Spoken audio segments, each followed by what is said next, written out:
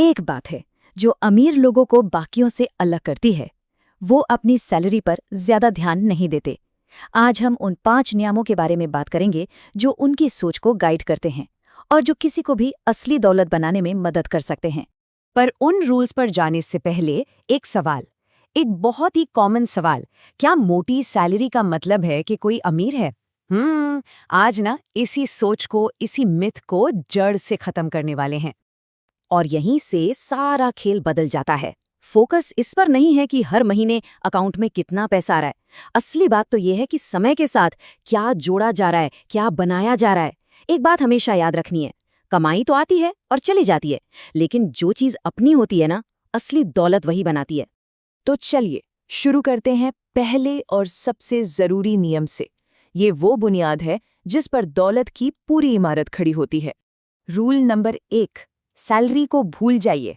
अपना पूरा ध्यान लगाइए नेट वर्थ पर। अच्छा, 1 मिनट के लिए एलॉन मस्क के बारे में सोचिए। क्या लगता है वो अपनी मंथली सैलरी की वजह से अरबपति हैं? बिल्कुल नहीं। वो अमीर इसलिए हैं क्योंकि उनके पास कीमती चीजों का मालिकाना हक है, जैसे टेस्ला के शेयर्स। और इन्हीं चीजों को कहते हैं एसेट्स।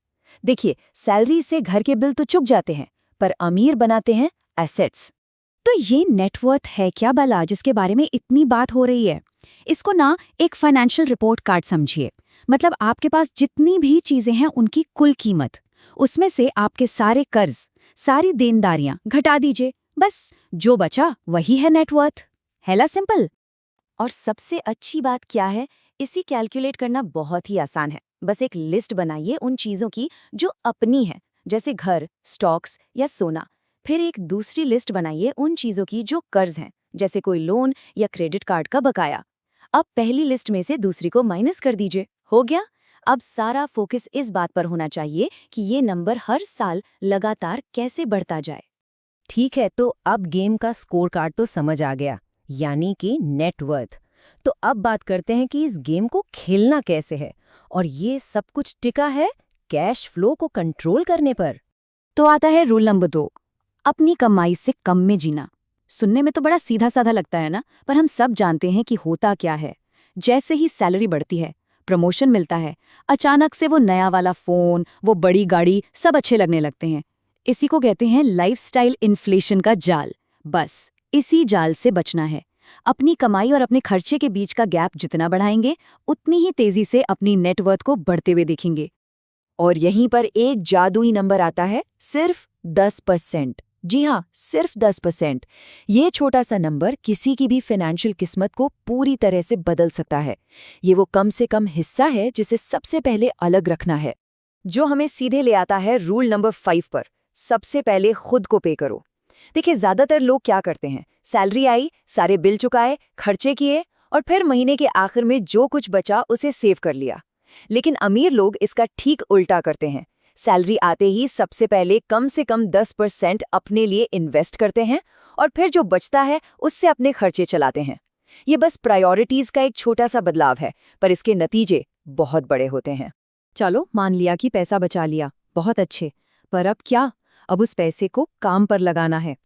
अपनी पैसे को एक ऐसे एम्प्लॉय की तरह समझिए जो कभी सोता नहीं, कभी थकता नहीं, और आपके लिए 24 घंटे 7 दिन काम करता है।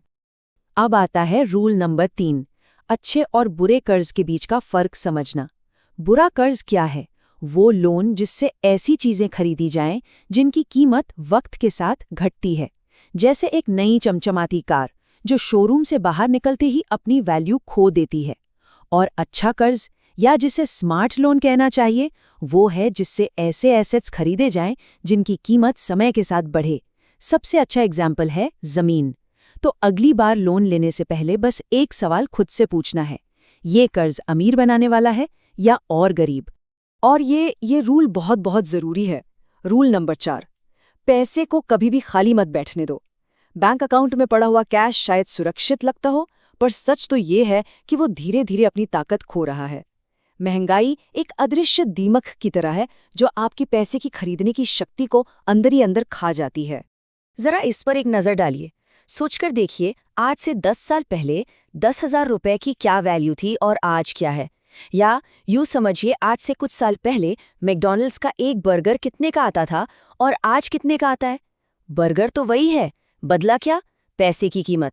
यही है महंगाई का खेल। और इसीलिए पैसे को इन्वेस्ट करना, उसे काम पर लगाना इतना जरूरी है ताकि वो इस महंगाई की रेस में हमेशा आगे रहे। तो चलिए अब इन सारे टुकड़ों को एक साथ जोड़ते हैं। ये है दौलत बनाने का पर्सनल ब्लूप्रिंट। तो ये है पूरी तस्वीर। सबसे पहले अपनी नेटवर्थ को अपना नॉर्थ स्टार बनाइए।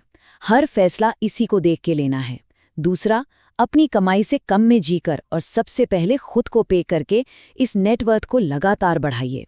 तीसरा, स्मार्ट लोन लेकर और पैसे को कभी खाली न बैठने देकर इसे और तेजी से बढ़ाइए। ये पांचों नियम मिलकर वो पावरफुल रोड मैप बनाते हैं जो किसी को भी फाइनेंशियल फ्रीडम की तरफ ले जा सकता है। देखिए, जानना एक बात है पर करना सब कुछ है। तो आज इस चर्चा को एक सवाल के साथ खत्म करते हैं। आज वो कौन सा एक बदलाव है जो किया जाएगा? क्या आज अपनी नेटवर्थ कैलकुलेट की जाएगी या सैलरी आते ही वो 10% सबसे पहले अलग रखा जाएगा? याद रखिए, आज उठाया गया एक छोटा सा कदम आने वाले कल की पूरी फाइनेंशियल तस्वीर को बदल सकता है।